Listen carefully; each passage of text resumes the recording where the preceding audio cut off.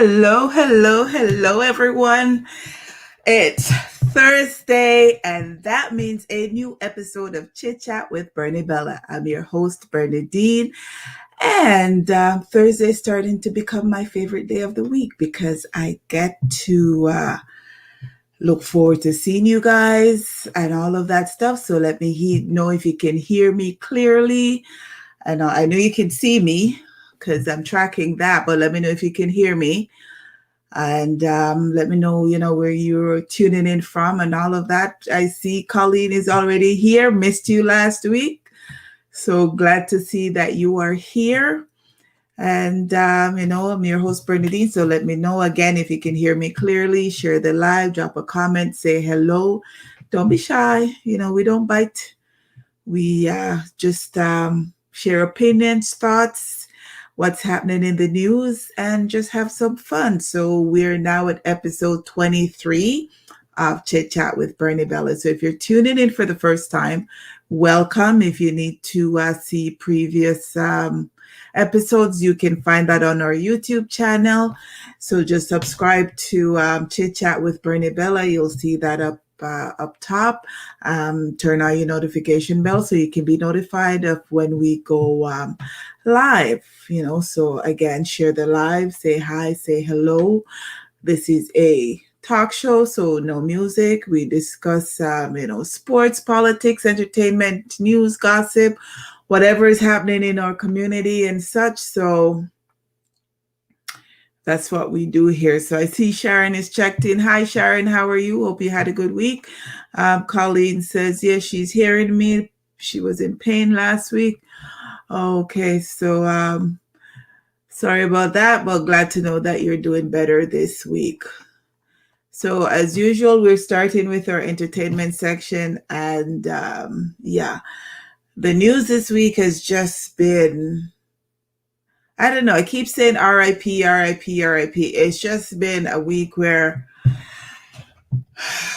it's been a hard one. So want to take time out to send condolences and sympathies to everyone who's lost a loved one in the past week, because let me tell you, every day since last week, it's either somebody that's close to you or somebody that you know or know of, or even this morning, my first thing was, when I look out, it was just RIP, and it's young people, younger people younger than me that are, you're having to say RIP. So it's been a difficult week, but, day by day, we're plodding through. And again, condolences and sympathies to everybody who's lost a loved one. And that's how we're starting the entertainment section with news of Jamaican singer Karen Smith. She's passed away. She had a 1-year battle with colon cancer. She died last week at the Bay West Hospital in Montego Bay, St. James, where she was admitted last Tuesday. She was one of Jamaica's most renowned cabaret singers. She was also a member of the group Package, which also comprised of Jem Myers and Patricia Edwards. Throughout her career, she won 9 Jamaica Music Industry Awards and also shared the stage with other renowned international artists like Natalie Cole, Seal and Air Supply, Anita Baker, Ray Charles, and Harry Belafonte. So, condolences to her family. I see. Hi, Enid. How are you? I'm glad to see you're able to join me this week. I'm doing good, day by day right now. So far, today is a decent day. So taking it day by day. Our next topic, we're going to talk about Britney Spears, because as you guys know, I've been following her story. Her dad has removed himself from being her conservator. So with that being said, she's announced her engagement to her boyfriend of 5 years, Sam Asghari. And within, she posted the news of her engagement. And what makes that telling is because when she was under her dad's conservatorship, she was not able to get engaged without his permission. She would not have been able to get pregnant without the dad's permission because she had an IUD. And in order for her to take it out, she would have had to have gotten her dad's permission to take it out. But again, she didn't have control over the things that she did in life. She could legally get married, but her dad would have had to approve the person that she's going to get married to. Her dad would have to approve whether or not she could have more kids.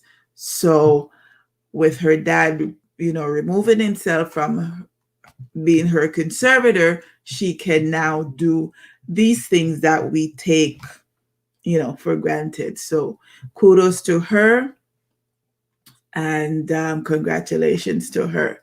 So, radio personality Miss Kitty, Nadine Hilton, had COVID. And she's been off the air for a couple of weeks. She returned this week. She said that she's so grateful to be alive, to be COVID-free, to be able to say that today it is an amazing feeling. And she doesn't have enough superlatives to properly articulate how grateful she is to be alive. She said it was the most horrifying experience in her life. She had a lot to say about the illness, what it did to her, and to those who think that the virus isn't real. So she had a little bit to say, so I'm going to play. Want anybody to go through it. I don't argue with anti-vaxxers, so let me just put that out there. I don't debate that. I have no time for beat up my good chest and my good lungs for no anti-vaxxer. Let me just say that. Let me just put that out there right now. You understand? Because as me telling you, enough people got Oberman for tie the people them son, bring down the people them business, and when the Oberman give the something for drink, and the vial for drink, and the portion for drink, you never ask him which what in I eat. You never ask him if he graduated from the Ober College or the Ober High School or the Ober Basic School.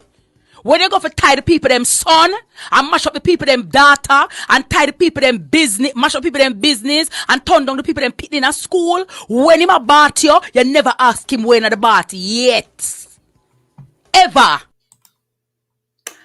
So to say that she had a lot to say would have been an understatement. I fully endorse what she says. And, glad that she's recovered from the virus and she's been an advocate of it for some time. And, I fully endorse what she has to say. Hey, Rudolph, thanks for checking in. Enid says, I agree with her 100%. Don't get me started, but let's just say I agree with what she says. And we'll just leave it at that for now. So...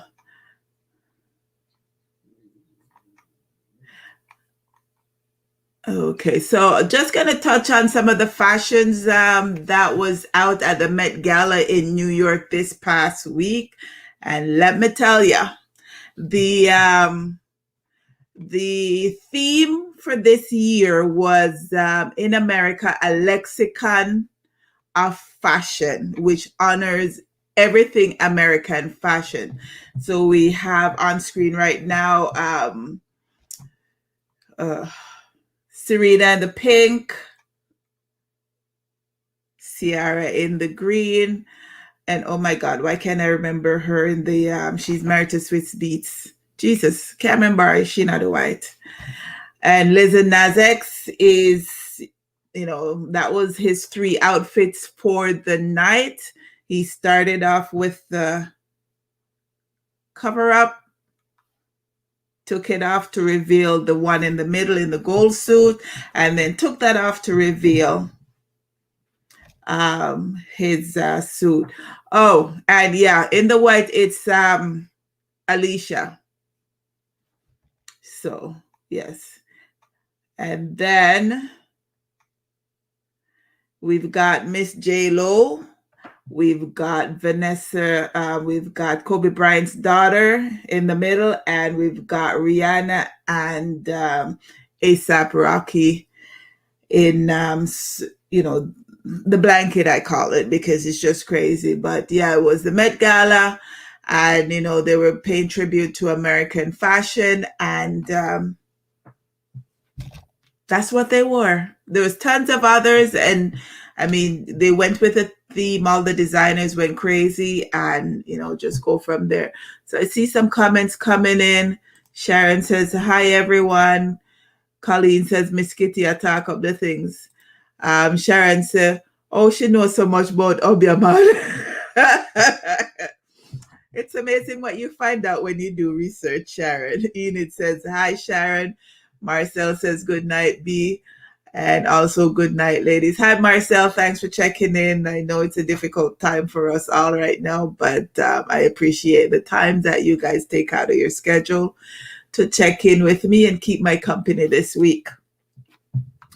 So we're finished with entertainment. We're going to go towards sports. And all I can say right now about the Blue Jays is just that they're winning, because that's all they've been doing in their last 12 to 14 games. They've won about 12. They've lost maybe 2 games. And it's just been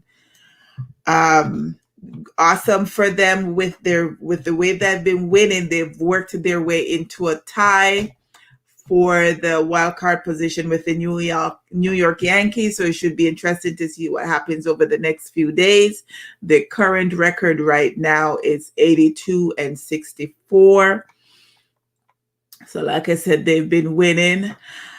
On the flip side, the TFC or soccer club, they've been just losing. Since last Thursday, last show, they've lost 2 games. They're in the last place in their conference. They'll not be going to the playoffs this season with the record that they have now. There's no hope of them making it into the playoffs. So we just have to look forward to next year and hope that, they'll do better. Their next game is September 18th, which is Saturday, against Nashville. Argos, they won their last match against the Hamilton Ticats. So for some reason, Argos always have issues beating the Ticats on Labor Day. However, they don't have any issues beating the Ticats any other time. I don't know what that's about, but they beat them last Friday, and they have a next game tomorrow where they'll be playing the Rough Riders. And tonight marks the start of week 2 for the NFL season. The New York Giants and the Washington team will be playing. The premier match with Dallas and the Tampa Bay Buccaneers last week was exciting down to the last few seconds, because Tampa won the match on the last second of the game. Don't give Tom Brady the ball with 90 seconds left in the game, because he's always going to try and find a way to win, and he did that. So if you're into the NFL, Buffalo has a good team. They did well last year, so we're anticipating that they'll do well again this season.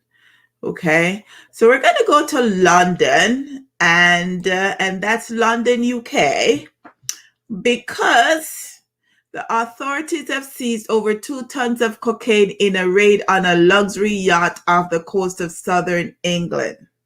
British authorities said they arrested 6 people on Thursday evening after discovering the drugs with an estimated street value of £160 million sterling, which works out to $221 million US.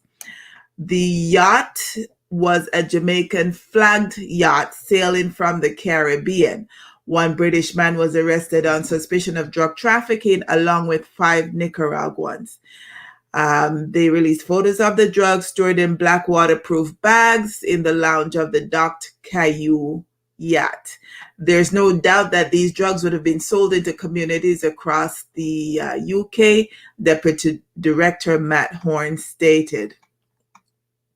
So the yacht was intercepted 80 miles off the coast of the port of Plymouth after receiving evidence gleaned from a sting operation by the Australian federal police who participated in the raid.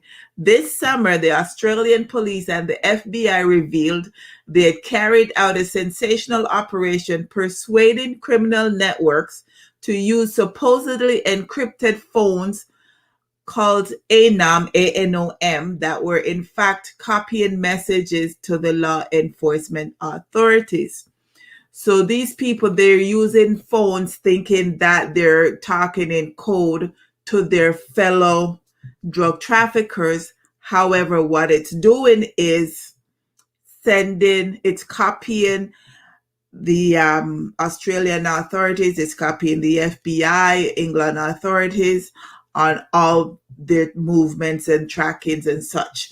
So, that's putting a dent in law enforcement, putting a dent in the supply of cocaine in the UK.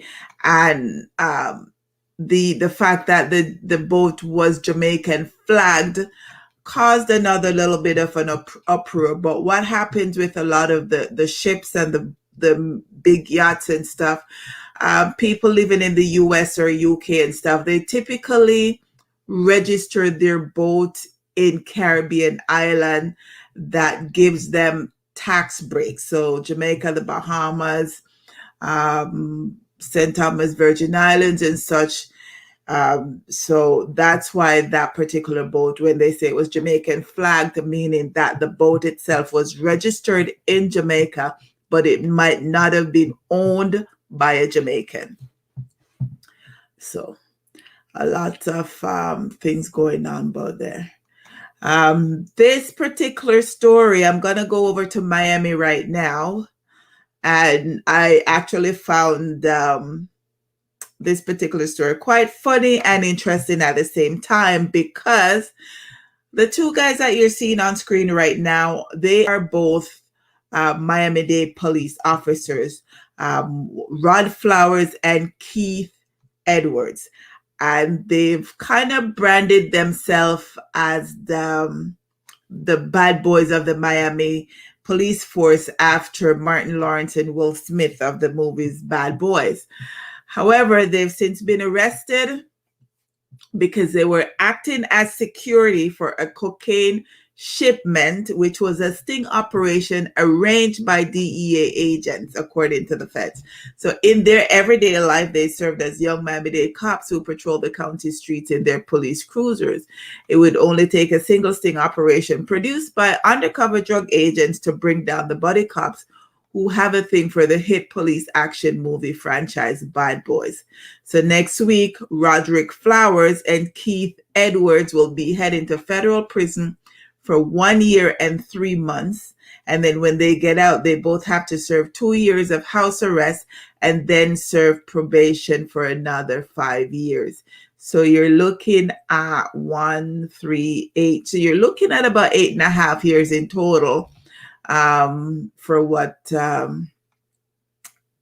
because between going to jail, house arrest, and probation, it's looking at 8.5 years. And as well, while they're on probation, they've been ordered by the judge to serve up to 1,000 hours worth of community service a year. So 5 years of probation, 1,000 hours every year, 5,000 hours over the 5 years. So they avoided potential sentences of 3 to 5 years because while they abused the public trust, they accepted responsibility after they got caught. That means they did not go to court to try to fight it in court. They got caught, they accepted it, and they decided to just take the sentence and do them thing and not drag it out. Also, the load of cocaine, which was fake but made to look real in the sting, was a relatively small amount weighing between 0.5 kilo and 2 kilos. Each police officer was only paid $5,000 for providing protection for the supposed shipment. The single illicit transaction was entirely orchestrated by undercover drug enforcement. It means that one time, then go, oh, Lord, on a bad lucky. On a bad lucky, bad. It's not like they actually had the drugs in their possession or anything. They just agreed to be security guards for the drug for $5,000 each. And that has now cost them their job, cost them time in prison. And when they get out of prison, probation and parole and all of these other things. So it wasn't worth it. Was not worth it at all. The only good saving grace is that they're relatively young. So I think one's 29 and one's 31. So by the time they're 40 and 38, they'll be okay. Still be able to live a good life. Hey, Lindsay, how are you? How are you? Sharon says they were crooks long time. That they were, because they would not have been able to be set up by the DEA if they weren't doing other things to project that image of stating that, we're open to serve as security guards for drug run. So they were crooks long time, and they got caught. So we're going to circle around to New York right now. And a New York off-duty cop escaped from a second-floor window of her Queens home as her irate husband threatens her with her own gun. The 33-second clip shows the officer, who works for the 101st Precinct, dangling from the window ledge and jumping to officers below, with a hail of bullets erupting shortly after.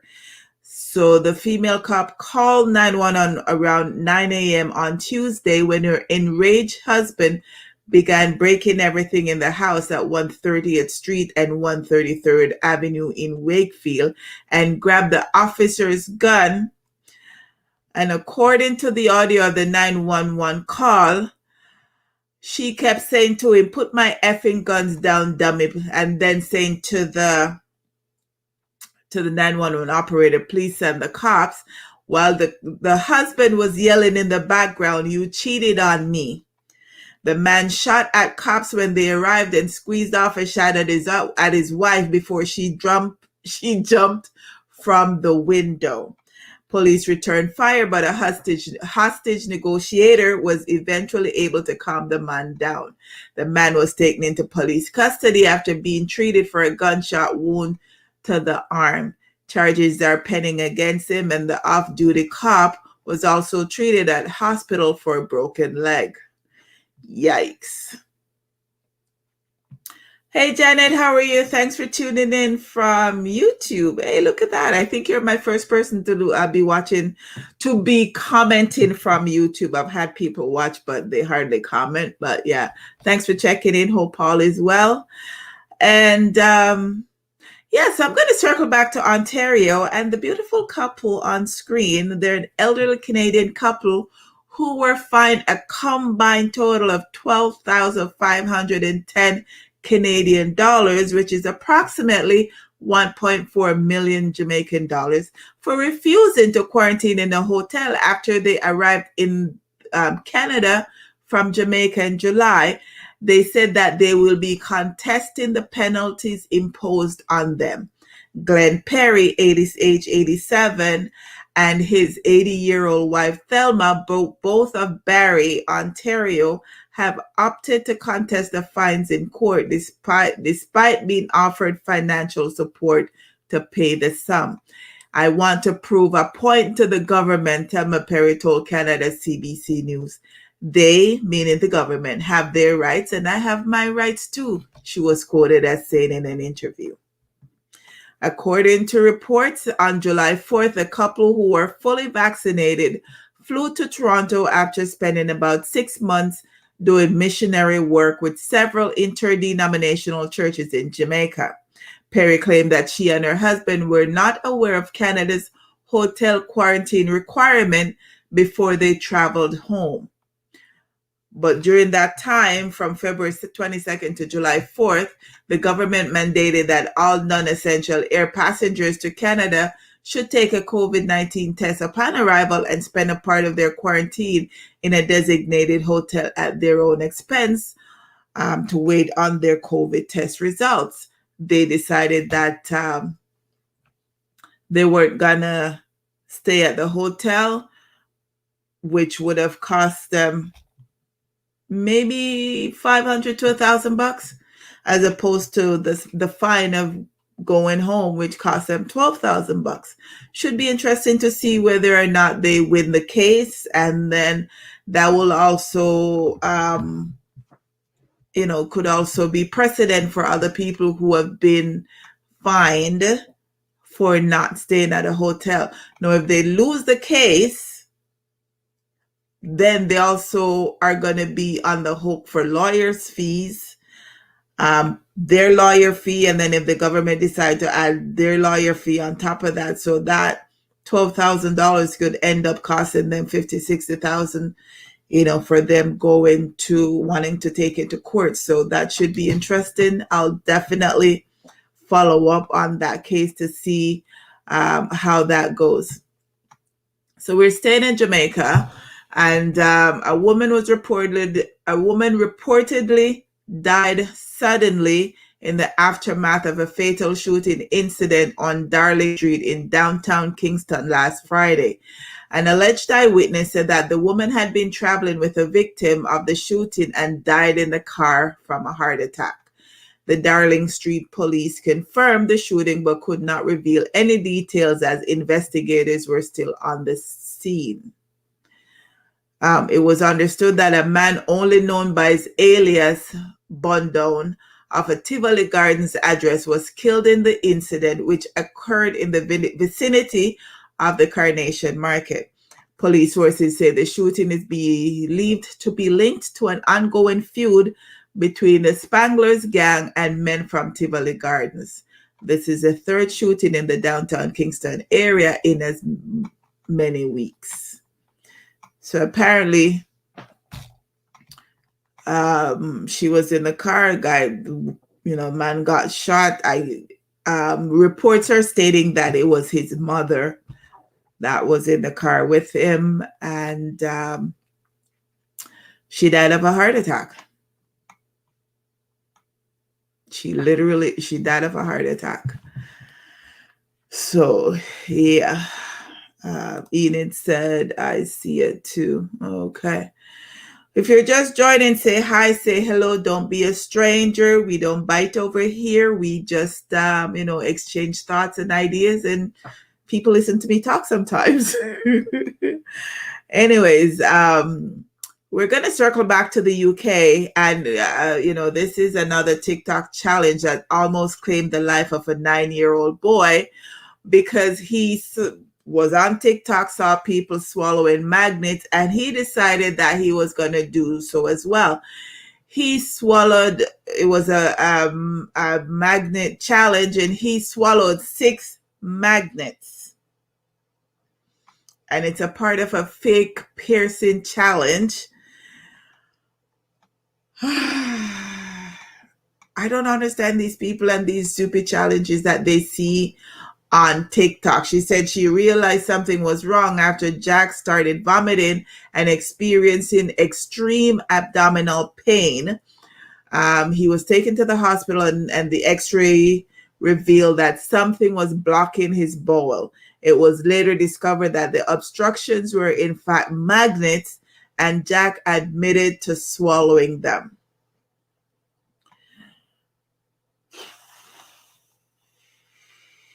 I don't understand. Apparently, there's a thing where people put magnet on their tongue, pretend that the tongue is pierced while they move the magnets around on the top or the bottom of their liquors. And he's not understanding how it's working, decided that he was going to try it and ended up swallowing 6 magnets, which resulted in him having to undergo a 4-hour operation. And they had to remove 12 inches of his large intestine. And luckily they caught it in time, or else he would have died. That's crazy. Crazy, crazy, crazy. I see other Hey, Doreen, how are you? Thanks for checking in. Janet said, that's crazy. That's past crazy because I don't understand. Like, people see these challenges on TikTok and them feel say them have to do it. Them not have to do it. They don't have to do it. They do not have to do it at all. But them just want to follow fashion with the whole create challenge and this a challenge. Can I tell you that after that I saw crate selling on Amazon for like $32 for the milk crate where everybody throw away? $32. Me see them did a sell for from Amazon. You can imagine? I'm sure you have stupid people who buy them. Oh yeah. Anyways, Colleen said them want tick to them talk. enough crazy people do crazy things out there and everybody feels that them have to jump on the challenges and hurt themselves. I understand. But I understand some of the challenges them get so bad that TikTok remove them from their platform and they block the videos to them because the Create Challenge was one of the ones where TikTok remove it from the platform and they refuse to allow other people to upload other Create Challenges. And now this little pitney lose how much peace I'm intestines because it might do challenge where I'm not understand. That's crazy. That's crazy. But I'm going to move on to my weekly COVID roundup. And we're starting in Jamaica. So as you may recall, Jamaica they have their no movement day. So Saturday, Sunday, Monday were typically no movement days. That means that nobody not supposed to go nowhere. But after the video that erupted earlier this week, which I'll talk about a little later in another story, he has decided to cancel the no movement days, but the curfew hours are still in effect. They're running low on vaccines right now, but they've got the latest shipment has been delayed. They're hoping that they'll get it in next week. So far, they've gotten over 1 million doses. Only 7% of the nation is fully vaccinated. I think they said over 700,000 people have gotten the vaccine.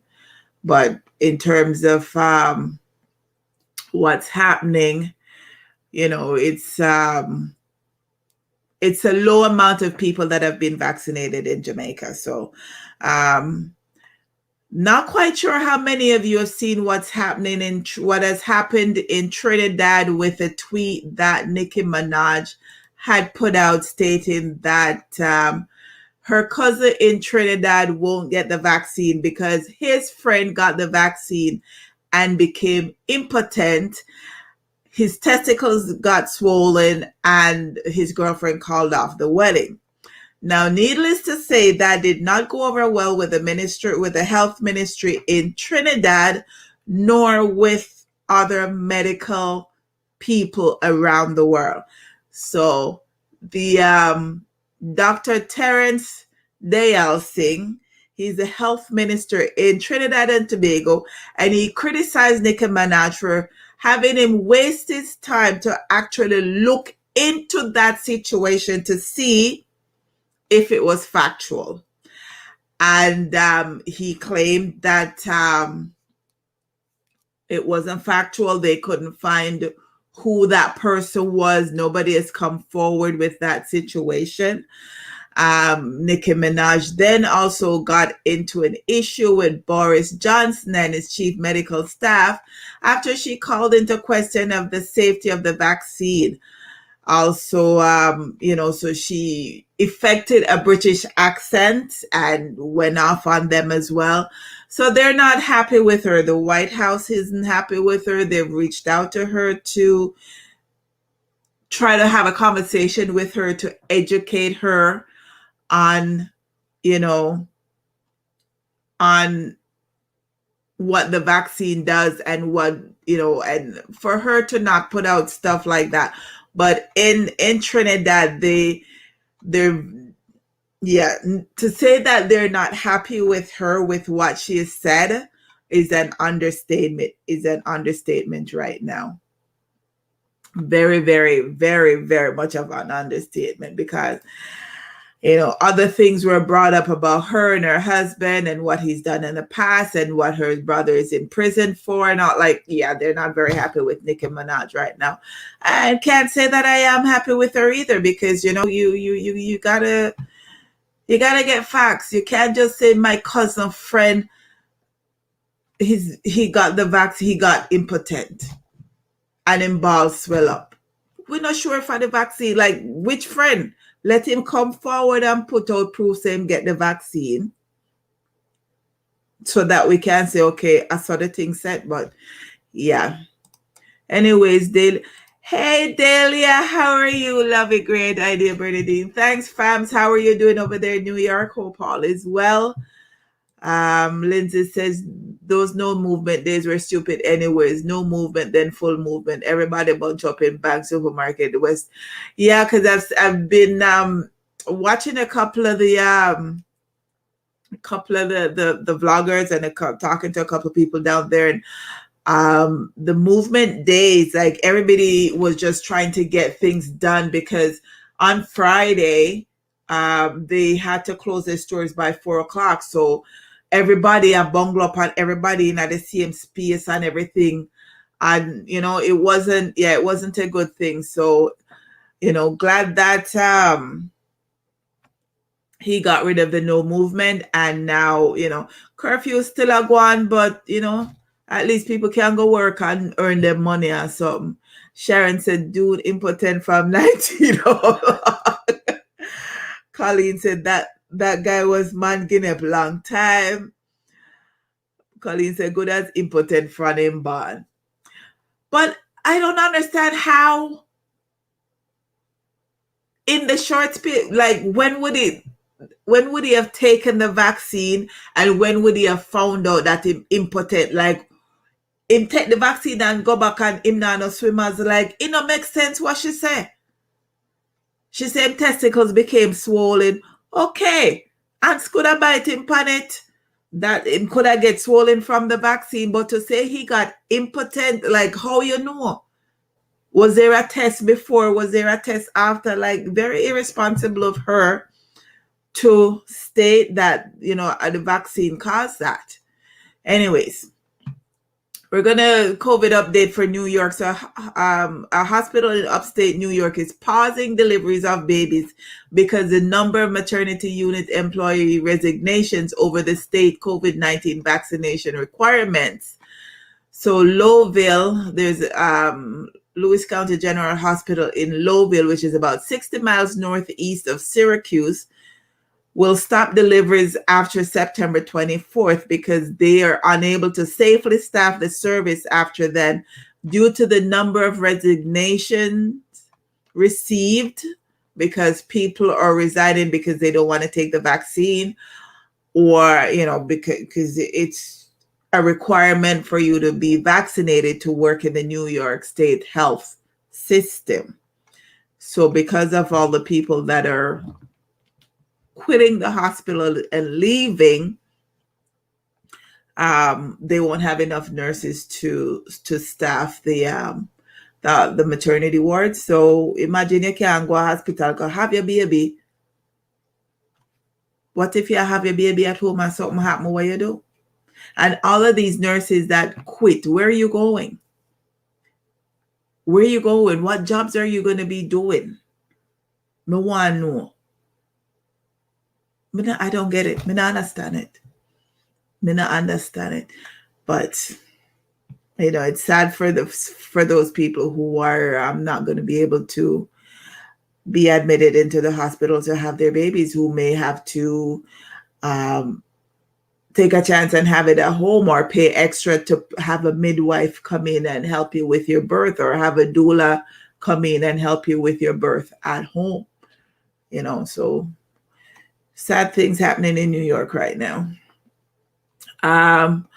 We're going to circle to Alberta, and Jason Kenney, who was formerly the immigration officer. He used to live in Toronto. He was a immigration officer in the federal government, moved to Alberta, decided to run to become Premier of Alberta, which he won. He's of the Conservative Party, might I add. In the height of the pandemic, when Ontario and other provinces were under lockdown, the man opened up Alberta. Tell the people them say them not for wearing a mask. Them for go about them business and do them things. He has come out today to apologize for the way he handled the COVID situation, because he had put the province in where it was more of an endemic, where he was treating the COVID situation more like a flu situation. But now that the numbers are going up, they're twice the amount of Ontario's numbers, he is now apologizing. Now, how much people dead in at a period of time when you were not believing that the COVID situation was as serious as other people were saying that it was? Like, you are going to apologize to them, the people too? Couple weeks ago, he was saying that he would not be implementing a vaccine passport. He would not be requiring for people to wear masks and all of them something there. Now they're implementing vaccine passport immediately. You have to wear mask. Now you cannot go into a restaurant and eat in. There's a medical state of emergency in Alberta, all because of this idiot man and him foolishness. The hospitals in Alberta are not able to manage the influx of COVID patients due to Jason Kenney's stupidity and others like him in Alberta. So what me want to know now? If you don't believe in a COVID, and them tell us you catch COVID, what you tell them? Say, no COVID you catch, can you believe in a COVID? And when the hospital them are full up of COVID patients and other people out there who can manage to go get the treated for them proper illness, what happened? I don't understand. So we're going to circle to France, still doing a COVID update. France has banned all unvaccinated American travelers from entering into their country. So France no want nobody from America. If you don't get a vaccine, they don't want you to come at them place. They might tell you to your yard. And, gonna circle into Ontario right now. Not much has changed. The COVID numbers are still fluctuating. I think we're in the 500. We're sticking in the 500 to the 600 range on a daily basis. So that's not too bad. It's still low. Schools have been open. Kids are going to school. So far, there's been a reported 168 cases among students across the province and roughly another 300 cases among staff and other individuals. Also, Durham region is requesting homeowners to get their visitors' information whenever they're having an event at their home with 2 or more people who don't live in the household, so that if one of those individuals gets COVID and they have to do contact tracing, they can come back to the homeowner to advise them. Now, or to ask the homeowner for information as to who else was at the property at the same time as that particular person. Now, if the homeowner is not able to provide that information, they can be fined up to $5,000. And if it's a corporation, that corporation can be fined up to $25,000. So that's what's happening in Ontario right now for COVID. And the COVID numbers this week: Canada is 1.56 million tested, 27,305 deaths, an increase of 217.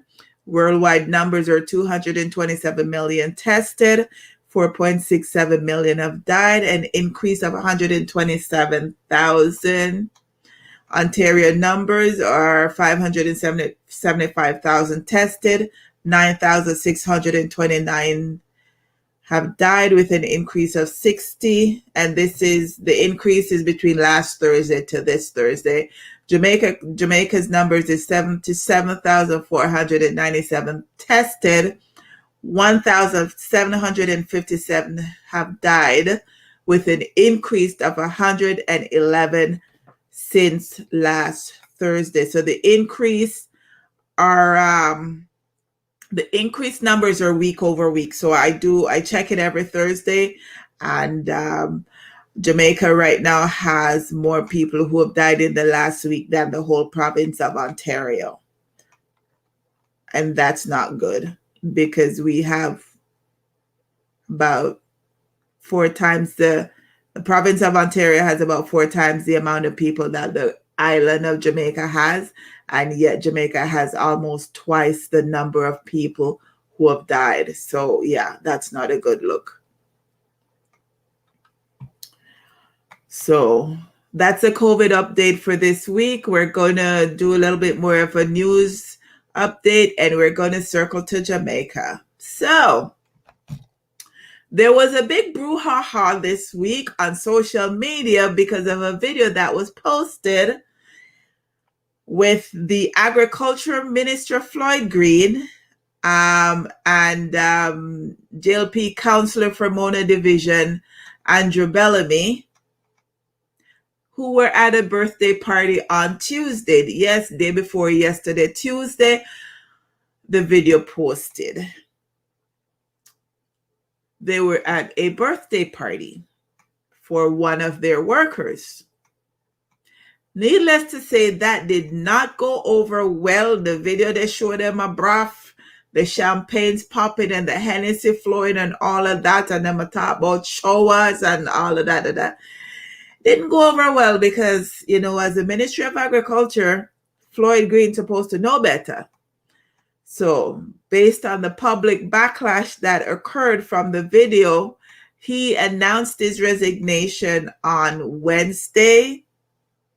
Put out a statement, made a video that he's disappointed his, family, his son, the prime minister, the country, and all of that stuff. So, he's resigned as he's still a member of parliament and a member of the JLP party, but he's resigned as the agricultural minister. No, I'm one of the few persons in a government who want to do something for Jamaica, because the farmers during COVID have been able to get some money to help them carry them through the COVID crisis. Not a lot of money, but some money, better than none. That was a part of his doing. The being able, the mango growers, the mango farmers being able to export mangoes to the USA. That was a part of his doing. That was him working on that, getting that. And there's a few other things that he's done with RADA and all of that stuff to get more young people into farming and all of that. So he did well in that instance, but this was just bad judgment on his part. And he has since resigned yesterday. The video came out Tuesday. He resigned yesterday. Andrew Bellamy has resigned as well from all the committees that he was on. And yeah, it wasn't a good look. It wasn't a good look at all. Colleen says, "Pan lockdown, no movement." Yeah, big party are going. Big party are going. And it's funny because people are say, uptown people alone I keep the party. Them and uptown people I get to enjoy and I go around and I do things for no movement there and all of them something there. But me see one other party, I think over Tivoli, them did have a birthday party or some party if you want a Dodo's son. Remember me tell you that the crowd are big. Me see one other party over Linstead, that the crowd are big. Nobody now social distance. Nobody now about the mask. And all of them something there. So, but everybody want to record and post things to social media. I'm living my life, living my best life. Everybody wants to record it. So social media is going to be the death of people and careers, because there's always somebody there who wants to post. I mean, let's see. Sharon say, you see how owner shower passes support one another. It's not supporting Tivoli. Sharon said Tivoli Labor Rights Center. Well, that's true too, but you have to give credit where credit is due. If him not do nothing, then you'd have say, well, him not do nothing like Dr. Chang, Oris Chang, who is supposed to be Minister of Security or whatever. Every time I see him, he must sleep in the parliament. I don't understand why him still in the government. You have Adley Shah now, who them give Floyd Green portfolio to. So Adley Shah is the new Minister of Agriculture. I don't see why them forgive Adley Shah sick. He has cancer. He has not been able to do much this year because him sick. Him need to go take time for look after himself. Him no need to have the Ministry of Agriculture. Find somebody else. Pernell Charles Jr., Michelle Charles, somebody else to give the portfolio to. Not Adley Shah. So yes, Sharon, you give credit where credit is due and you ball it out when it not supposed to go so. Okay, my friend? Okay, my friend.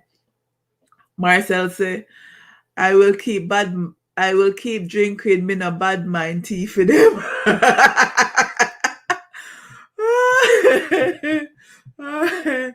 Well, may I tell you, it's just sad. It's no movement thing. It's sad. And, you know, Jamaicans, they have no discipline. So the good have to suffer for the bad. Because there are people who are staying home and doing what they're supposed to do. And then there are other people who are not doing anything. And the good have suffer for the bad. That's not right. That's not right at all. But anyways, we're going to circle around to Havana Heights in Clarendon. So 4 people were rounded up from their houses and killed in the wee hours of Sunday morning in what is thought to be a long-running lottery scamming scheme gone bad. The attack took place about 12:10 a.m. Those killed have been identified as 33-year-old Tashana White and her 25-year-old sister, Sharona White, Luke Newman, a 19-year-old chef. He's also the 2 girls, their nephew, and Michael Salmon, a 25-year-old construction worker who is the boyfriend of one of the sisters. According to police report, lawmen were called in by residents who heard loud explosions in the area. The 4 were subsequently found with gunshot wounds to their head and upper bodies. Both sisters and Newman were confirmed dead at the Maypen Hospital, and Salmon died while undergoing treatment. The police have indicated that a door was kicked open to gain entry to the victims' houses. It is being theorized that the attack was carried out by several people as all 3 houses in the yard were ransacked.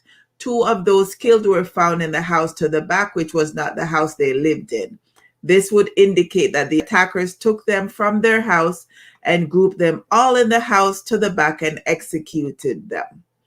From all indications, the shooters escaped on foot and headed in the direction of Folga Road. I don't know all them no say at that direction that them running if nobody no see or know what going.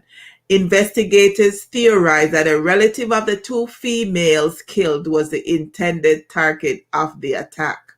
The long-running feud is also believed to be linked to the murder of Donovan Bryan along Jackson Street in the parish 2 months ago. This is now the 3rd attack in recent times that has been carried out in the Havana Heights area in which the woman's relative was the intended target. The first attack was in June 2020, and the second was a year later in June 2021. The relative has been on the police's radar for his involvement in lottery scamming activities in the area, which fueled a feud over the illicit scamming monies. This led to the initial attack, which has in turn led to a series of reprisals and counterattacks. 6 people have since been arrested for the killing of those 4. So you want to tell me, say, from last year, June, them a look for one man for kill him and then can't find him, so them just keep killing other people. So how many people are going dead for this one man who them a look for? I don't understand.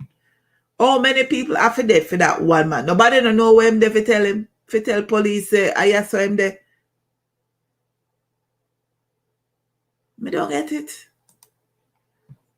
Me don't understand it at all. So imagine one family now at 3, somebody dead out of the one family one time, 2 sisters and the nephew. One time. Nah, man.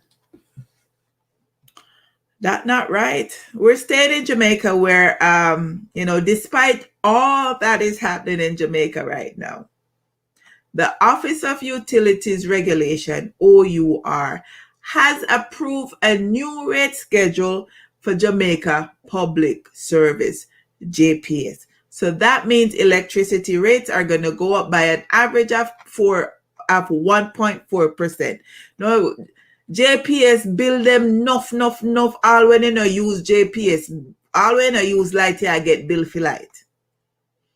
All when you know and a light your yard and your light cut off and JPS say the light cut off, them still a bill you tell you say you use light for that day. All when your house fully solar, JPS I tell you say you owe them money for light.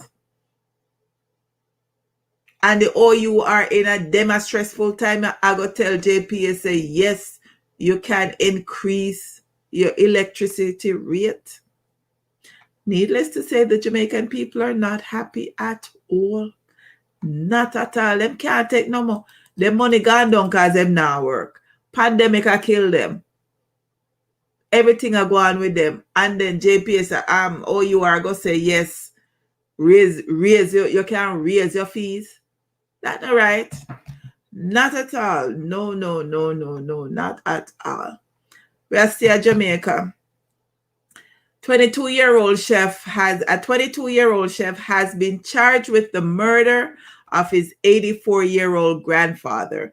The deceased has been identified as 84-year-old Menokal Stevenson and charges 22-year-old Victor Newman of Wakefield and Quickstep District in Trelawney. It is reported on the morning of September 11, Newman used a knife to inflict several stab wounds to Stevenson.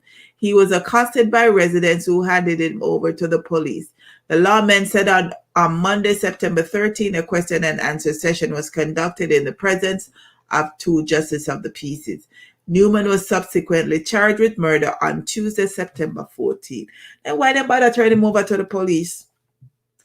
If uno say and no say at him killing grandfather, why them bother turn him over to the police? This is part of me believing in a justice, in a jungle justice. Why you kill your 22-year-old and you kill an 84-year-old grandfather? Why? Why your grandfather could have do you so where you could have killed him? And with a name like Victor Newman, for your mother must love you and the restless. Jesus. No, sir. Boy. So that family, they lose 2. They lose the grandson to prison and the grandfather to death. That's not that. We're staying in Jamaica. Enid's a wicked boy, very wicked. Cause me, I wonder what the grandfather could have do. So why him would have need for kill. For kill him. I don't understand. I don't understand at all, but it is what it is. It is what it is. Staying in Jamaica, so the major organized crime and anti-corruption agency, MOCA, is reporting that it has arrested and charged 3 people, including a wife and husband, for alleged fraud related to activities at the Human Employment and Resource Training National Service Training Agency, which is the HARD NSTA Trust. So according to MOCA, Michael Anthony Terrell and his wife Anna K. Tamika Terrell were arrested at their Westphalia District St. Andrew address in the early hours of Tuesday, September 7th, The third person, Tasha Buckner, was arrested later the same day. The trio, along with others, have been accused of defrauding Hart of over $8 million. The MOCA release reports its public affairs officer, Detective Inspector Antoinette Morrison, as saying that a total of 33 irregular payments were unearthed during an audit exercise of the payroll department at Hart for the 2018 period. These payments, which amounted to a total of $8.1 million, were processed for fake part-time employees. They're continuing the investigation to identify, arrest, and charge others who may be involved in the scheme. But in the meantime, the Tyrrells have both been charged with larceny as a servant, conspiracy to defraud, and money laundering, while Buckner was charged with receiving stolen property and conspiracy to defraud. All three will be appearing in the St. Andrew Parish Court on September 24th.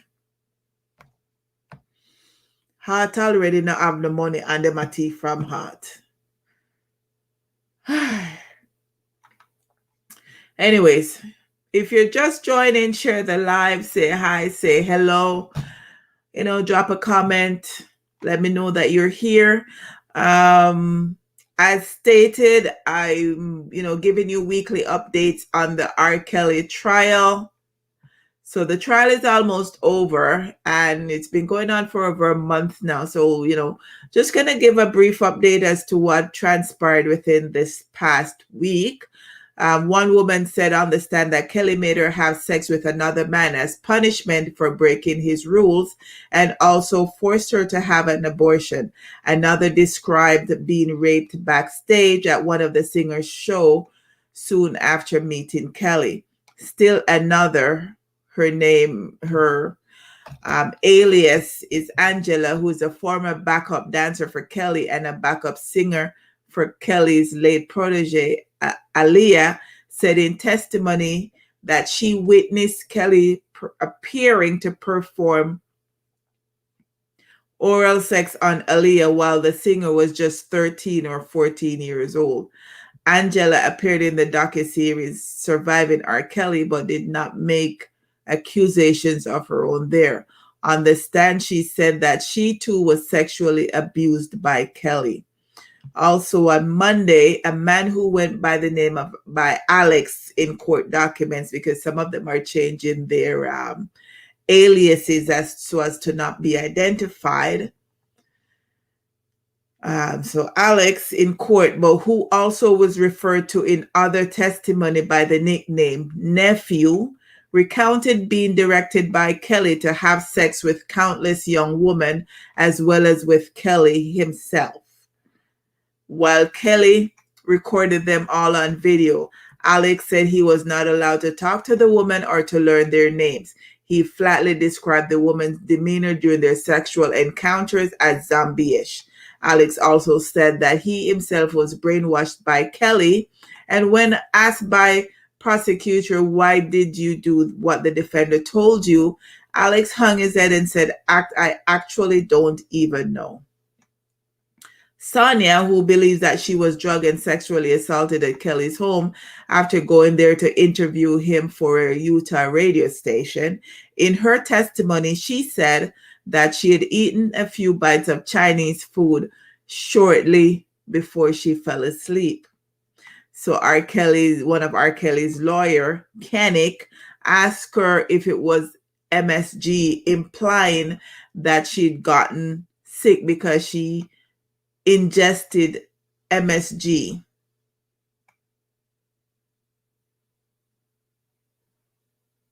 I understand.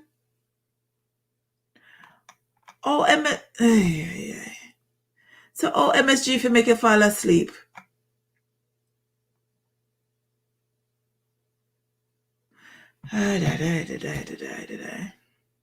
Anyways, that's the update for this week on R. Kelly's trial. I'll, give you more next week.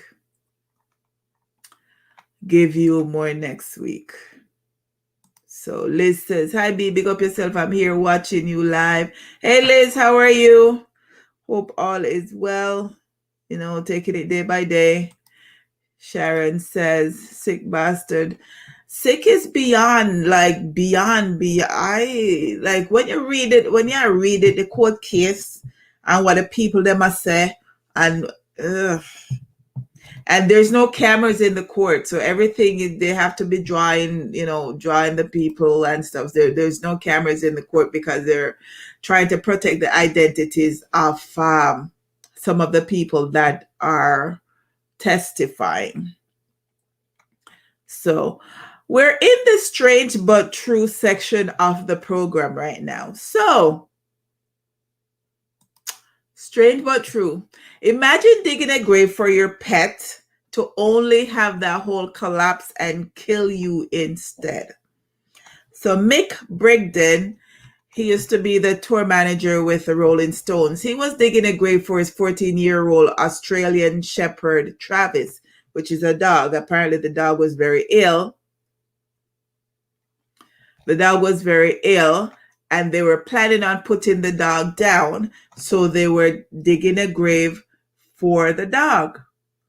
However, while digging the hole for the dog, everything collapsing onto the man and killed the man.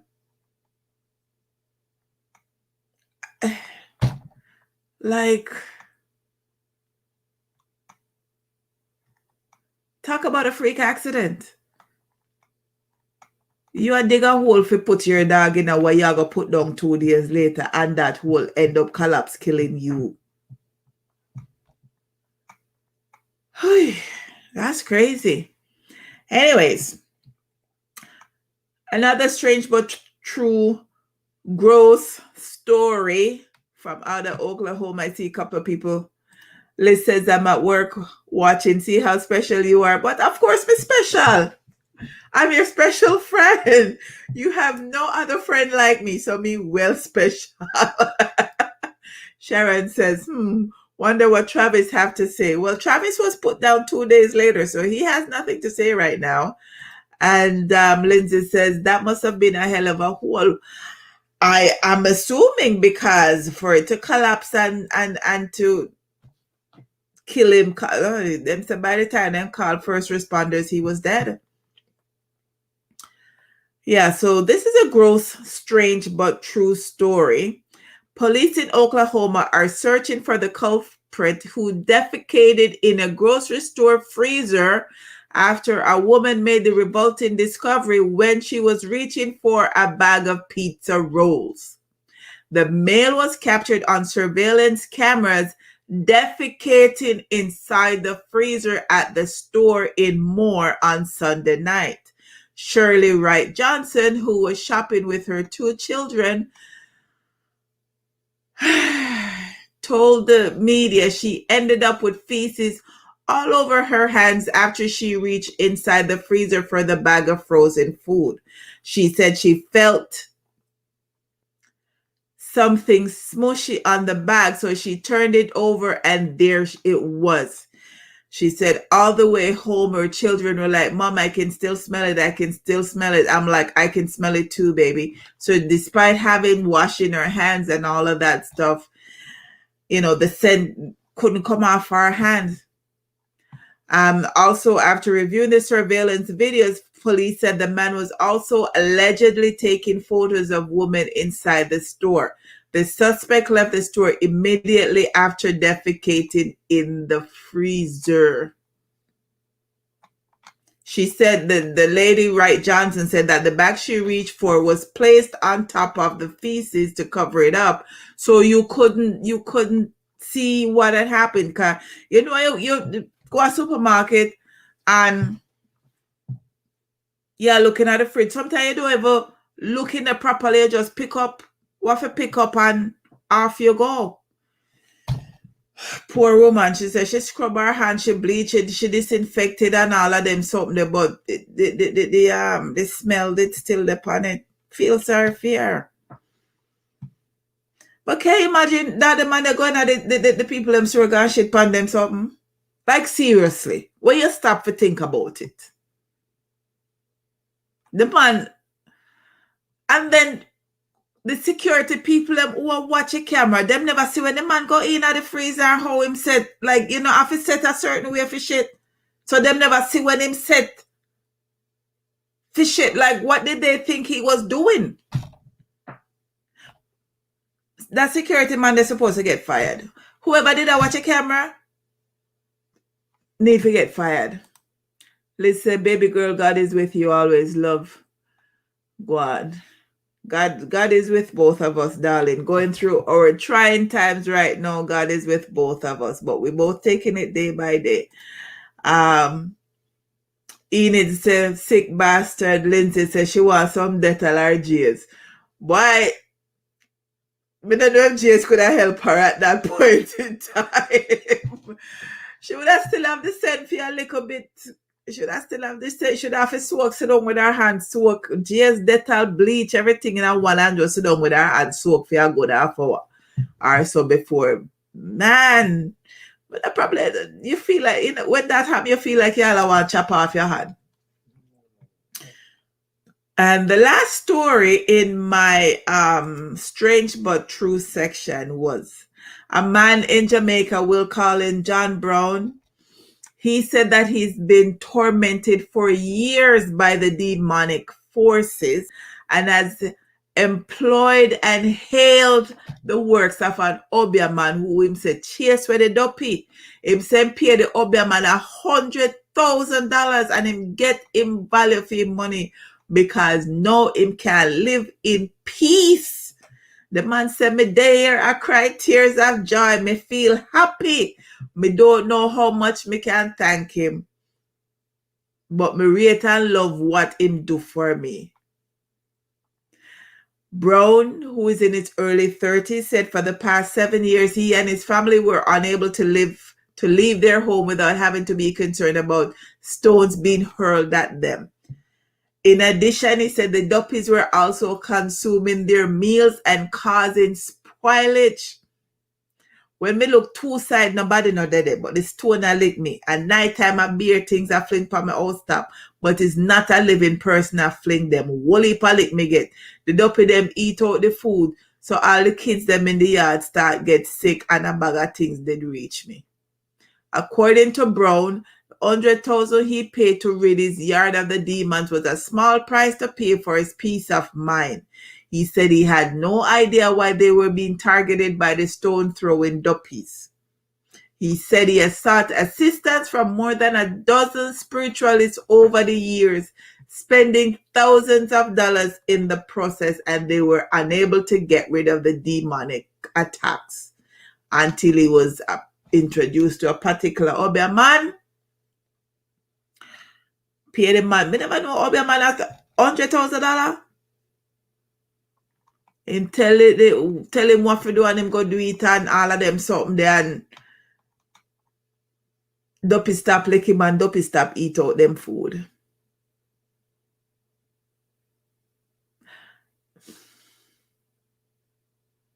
Obia man I get $100,000.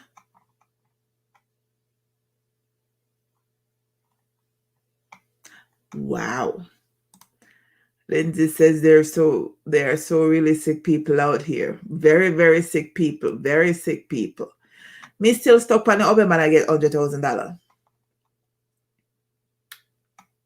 Well. As we all know, moving on to the other section, just a little bit of politics. Monday is election day, so early election would have been advanced polling ended on Monday the 10th, and election is on Monday the 20th. No, Monday was the 13th. So advanced polling was Friday, Saturday, Sunday, Monday 10th to the 13th. And then elections is on Monday the 20th from 9:30 a.m. to 9:30 p.m. You can go in and vote for your party of choice. Your employers are mandated to give you the time to vote, so they have to let you out at least 3 hours, at a minimum of 3 hours prior to the end of voting time on voting day. No. Yeah, some people will say them now go vote because the whole of the politicians them are the same. And that may be true.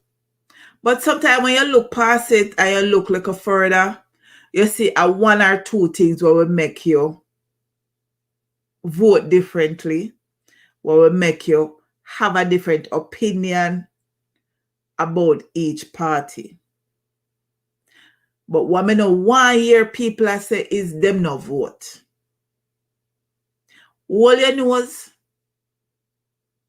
don't smell the stink and vote for somebody. But you can't say you not vote. And then when the government come in and now do what you want them to do or now do not what to benefit you or benefit those around you, you are going to cuss the government. You have to vote. You have to vote. You might not like Trudeau, but you might like something what him say what more aligned with what your beliefs are. All you know is and vote. You might not like Erin O'Toole, but something him say or do you might like somebody else below who do something where you say, okay, me can see what I do in my community. All you know is and vote. But me know 1 year nobody say them now vote because government now do nothing for you. Because then if you don't vote, you're not talk. You're not talk because your one vote could have probably made a difference for somebody to get elected to do something that you may benefit from. Remember, say in a big America with over 300 million people, it was only 77,000 people that made a difference while they got stuck with Donald Trump for 4 years. And in some places, it was only a difference of 500 votes, 1,000 votes, 200 votes here or there that made that difference. So when you say your one vote now go count, if 50 people said their one vote now go count, that's a 50 vote. So every vote add up. All you know is go vote for somebody. People dead to give you the right to vote. All you know is and go vote for somebody. That's my only rant on voting this week. I have already voted. I sent for a mail-in ballot because I am working on elections day, so I am not able to go vote, and I did not want to have to stand in line to do whatever. So I requested a mail-in ballot. I got it, filled it in, send it in. Me done. Me not have to go stand up in a line. Me not have to do nothing. Whatever the outcome is, me will live with it because me do my voting. All right, that is it on politics for tonight. So there's been a few things that have come in. Les Brown says, greetings, sis, just there my no up. Me not understand the dopey story them, me not understand the dopey things them, but to each his own belief, as you say, in them mind. Janet says, that's my saying regarding the voting. Yes, Sharon said the ones who don't vote have the most to say and complain about. Factual. Marcel says, yes, I'll be voting. I will also be singing on my way to the polls. Either way, I lose holding my noses. Holding nose, I'm going to mark something. Colleen said, me and you on the same road, BB. Leaving in the morning, but I don't want to. Oh, yes, I forgot that you're traveling. Safe travels tomorrow, and give Pops an extra hug for me when you get down.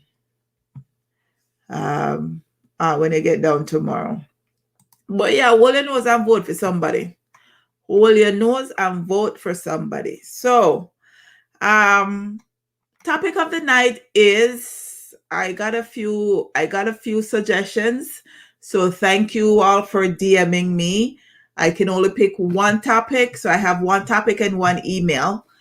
to touch on, but yeah, I got your DMs, and I'll try to do them, try to touch on them. But the topic of the night for tonight is the rudeness and lack of customer service in our Black businesses. And the question was asked is, how can we support our community when the sellers, vendors, and businesses are downright rude and lack decent customer service skills? I want to hear your comment on this subject before I say my piece, because me have enough to say. I'm sure we have all gone into the various Black-owned establishments, and me not lie, some of them I go into and the service is nice. They greet you, they ask you, what you want, and all of these things, and all of them something there. Some of them greet you nice, but you have some of them when you go in, them don't even look for you. What I find too is, I'll drop in the comments them, so let me see where on. Drop in the comments. Let's see. Marcel says traveling mercies to Colleen. Sharon says safe travels to Colleen. Liz says the price is also too high. Sharon says yes, talk the things. Okay, so I am going to talk about the high prices for a bit. And y'all can drop your comments and I'll just pick them up as they come along. So what Black people fail to do, what Black business owners in our community fail to do is they fail to have an association. When you are buy things 1-1, you're not really getting a discount from distributors and suppliers. When you are buy 10 and 20, you are more liable to get a discount. Now, I used to work at a milk distribution company years ago. And what I saw the Koreans do when they owned majority of the convenience stores were to have a Korean business organization. And all the convenience stores were members of that organization, and they all bought as a unit.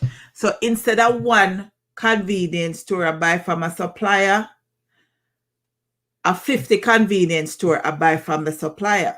So then the supplier was more apt to give them a discount on the products.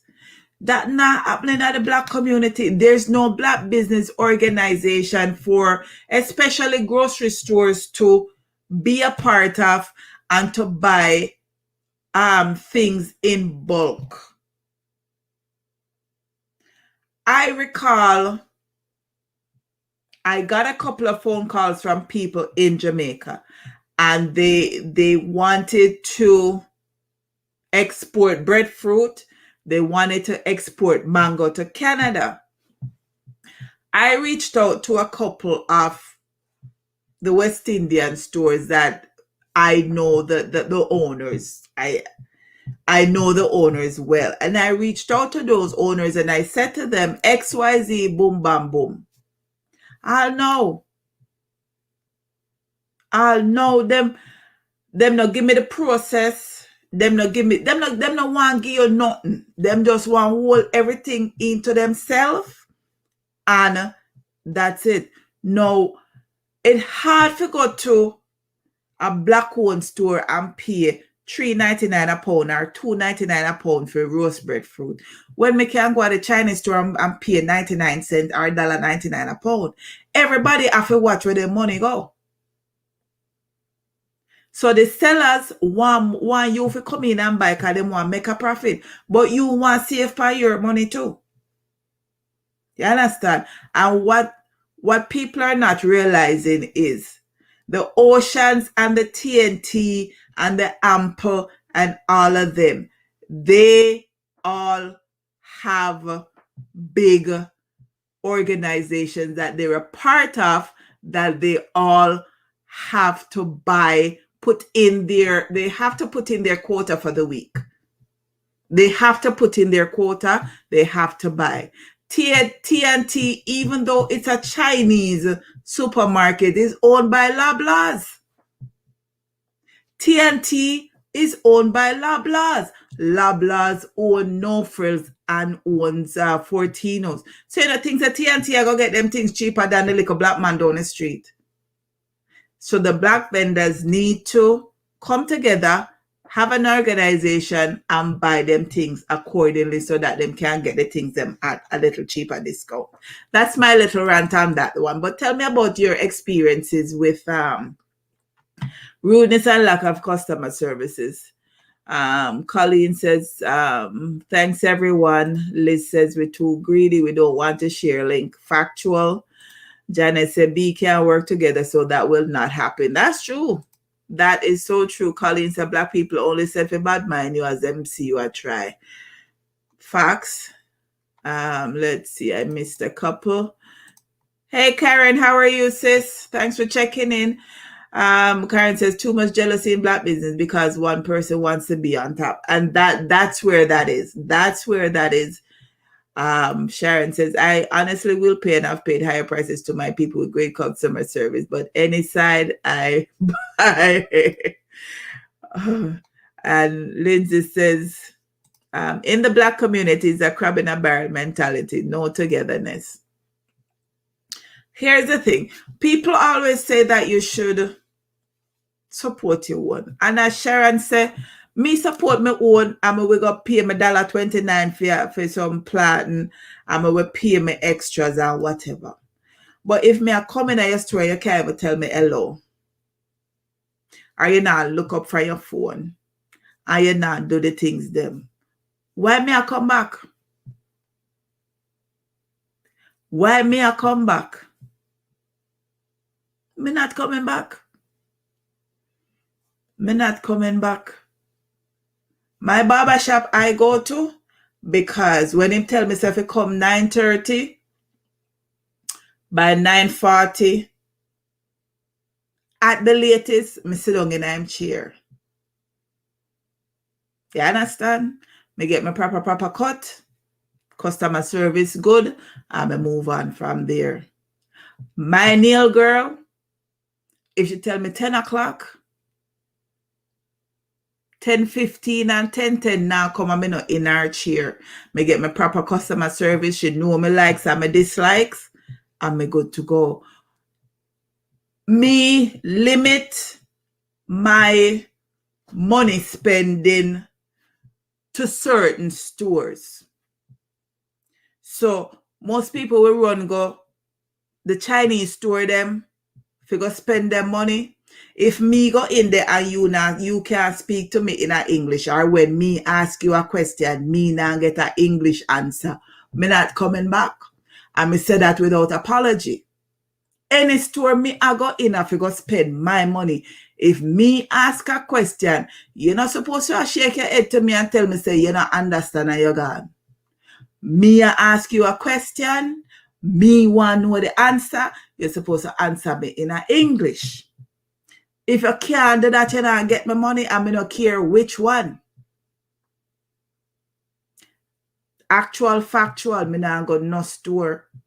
And if me come in there, you can't say hi, or you talk to me proper, or whatever, me not coming back. So me limit my money spending to certain stores. When me know say me go in, and me get my customer service, and me good. Me limit my money spending to certain food store, and me limit my money spending to certain restaurant, because me know say my customer service in a them places so up. Me not go nowhere else. Me not go nowhere else.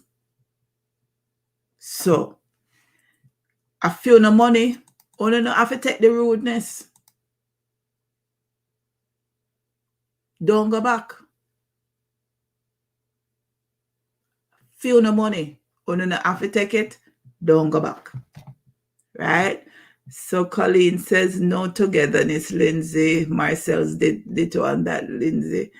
Shan said, I think you want to support, but it needs to be appreciated. Exactly. You need to know that when you're going in and you are spending money with people, say hi, smile a bit, be welcoming. Not sit down by your phone or a chat by your phone or not say nothing or just look by your walking and nothing. Not a hello, no, nothing. No, you're not get my money. Lindsay said, "Take my business where my factual. If them not, you think you're not." Lindsay said, "That's why I don't shop at them Chinese store." Okay, let me with the Chinese store. Them, if I go in, I look around and I see who in there. And me will purposely ask a question to see how the answer come. And if them not answer me in a English where me can understand, me nothing. So you have one Chinese store right now me shopper. Because them have different people in there. Them speak English in there. So me we drive and me we go shop at that store. But from me go in and me say whatever. Lindsay say, you don't need my money. I don't need your goods. Factual. And Carlene say, exactly, princess. Factual. If you can't say hello or whatever.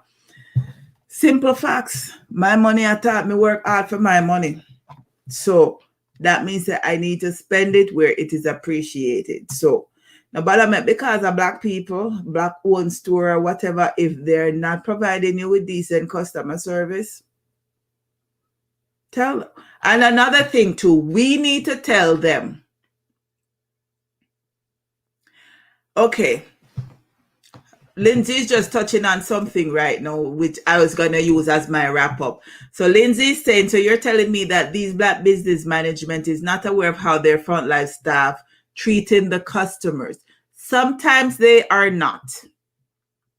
Sometimes they are not aware. And if we don't let them know, it will continue. Sometimes they are not aware. So for the stores where I know the owners, if they're friends of mine or whatever, I may go in that may not like something one day or whatever, maybe tell the owner and tell himself to talk to whatever because it reflects bad on them. No, I went into a Jamaican restaurant about 4 or 5 years ago and restaurant full. And the front is understaffed because they're not able to move the line along quickly. And the owner sit down on the back and play domino with him friend. Instead of to come around the front, we come help with the service or whatever. I'm my friend, but me not go back and place. Because you can't sit down on the back and play domino. And your staff, them a struggle on the front. And you have long lineup. And you still say the lineup long. And you know the lineup long. And you know come around, come help. Me not go back and place. And me tell him that's why I don't come back there. And me tell him me not coming back there. Simple. So sometimes management is not aware because sometimes them have more than one location so they can't be everywhere. Sometimes them are the chef. Sometimes them are the chef. So them in at the back a cook. Sometimes them off on that day. So if we don't tell them, they don't sometimes know that that's the situation with the store. And another thing too, sometimes at the owner of the store give bad customer service. Sometimes it's the owner of the store that is very rude and give bad customer service. So who you complain to at that point? Me take my money elsewhere. Me take my money elsewhere. So to wrap up this section, take your money elsewhere.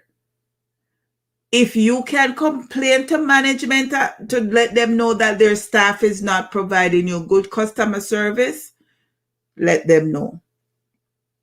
Because they don't always know. And when the boss is around, the servers and the providers will do good. And when the boss is not around, they will do bad. When the cat's away, the mice will play. So make a point. Tell the owner, call back in, whatever, and make a point. Tell the owner, say XYZ, so that they can think, because sometimes they don't know. Right? So that's a wrap up on that topic. Take your money elsewhere where it's appreciated. Let the managers or the owners know that the service at that particular place on that particular time by that particular server was not good. Now, but I can't say for everybody in the place, just the one never serve you well, or it wasn't that wasn't thing. So no matter, cause everybody in the store, just the one never serve you right, or never pleasant to you. Yeah, that one there. So Lindsay said, instead of walking out and cussing, I will be proactive and let management know. Exactly, because management can't fix what they don't know. So they need to know. They can't fix it unless they know. All right. So in my Ask Bernie section, I got an email of the week this week, and I thought it was very funny. So person says they're going on their first date in a while and they want to know who should pay for the meal.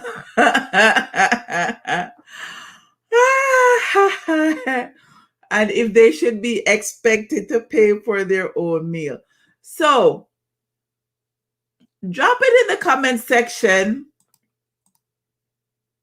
how you would answer. What would you do, or how you would answer this email? I've got my answer, but I want to know, what would you guys do? You know, you're going on your first date with somebody, and should you pay for your own meal, or should you expect them to pay for your meal? Or okay, Lindsay said, who asked who out? It didn't state, but then if we go by tradition, and you know what tradition says about who's paying and whatever. So, and Sharon says, if I was invited, he pays. I always have my money. Okay. What if it was a mutual agreement to go out? What if nobody really said, you know, I'm taking you out? What if it was a mutual agreement to go out?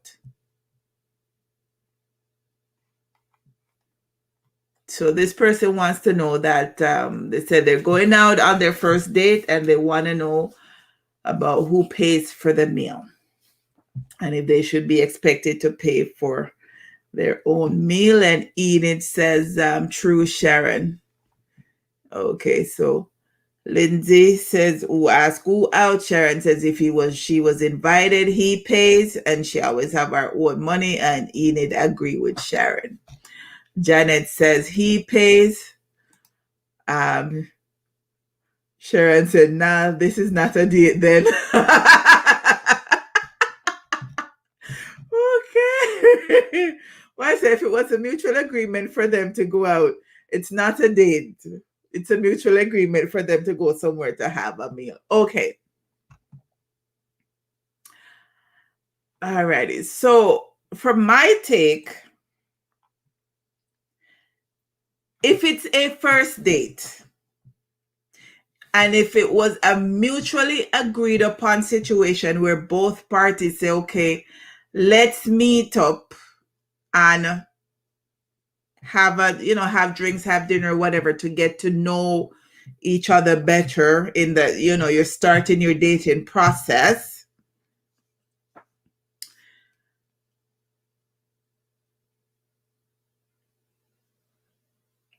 If it's a mutual agreement, I expect both parties to go Dutch.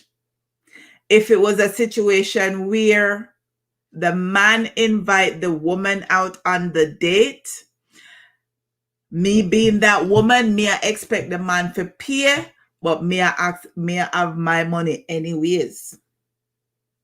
And if it's a situation, if it's a first date, yeah, me think me I go ask a man out on a first date. So me just how expect it to pay, but me I go have my money just in case him face and feel say, oh, He's only paying for his half, especially if the date don't go good and him want to be an ass and walk away and do whatever. Yeah, me I have my money. Marcel said it's a date. The date pays. Princess say Lindsay said he will definitely pay if he asks her out. If it's mutual, we both pay. If he's a gentleman, he would offer to pay. First date, he pays. So the consensus is if it's a first date, the male pays for the date, but lady, have your money. The date might not always go well because sometimes when you talk to somebody on the phone, and then when you go to a restaurant and start eat with them, and they might eat with their mouth open and all of them something there, you might not like it, and you know the date might not end well. Bring your money just to pay for your portion of the meal just in case. But if you're being asked out by a male, whoever asks a person out, if the male asks you out, the male pays. If the female asks out, the male pays. Either way, the male pays, but bring your own money if you pay for the meal, regardless of who asks who out. All right, so we're going to circle to so we wrapped up email of the week. Consensus is that he pays. All right, okay. The soul chattings of the week is you can't change the people around you, but you can change the people around you. You can't change the people around you, but you can change them. You can change the people around you. So it's a double entendre and makes sense. But that's the soul chattings of the week. And last week I asked for prayers up for my friend that was in Afghanistan. She, wasn't able to come out in the first evacuation process. She is now out. She is back in Ontario, thank God. And so I'm glad for her. And, her mom and dad are still there. So we still have to send prayers up for her family. But thank God that she's back in Ontario. So Gloria Miller says we can do more good by being good than in any other way. Roland Hill. And Princess said, take away yourself. See I'm my line that, right? You know I mean that. And Gloria says you can get just as drunk on water as you can on land by Pat Boutram. Thank you for those extra ones. They're very informative, good stuff. So for those of you who have not yet subscribed to my YouTube channel, there's the link I've just dropped in the chat. Please go and subscribe. I need to get my numbers up. I thank you all for taking your time out to spend your time with me this evening. I debated coming on tonight because the way the week has been going, but yeah, I did it, came on. We had a good chat. We had a good convo. Everything went well. So I thank you all. And thanks for staying with me for the entire time. Thanks for checking in. So see you all next Thursday, 9 p.m. on YouTube and Facebook. Thank you all for tuning in. Love you all. Safe travels, Colleen. Everybody stay safe. My tired say RIP. Me no want Afia say not more for this week into next week. Stay safe. Enjoy your week. Later.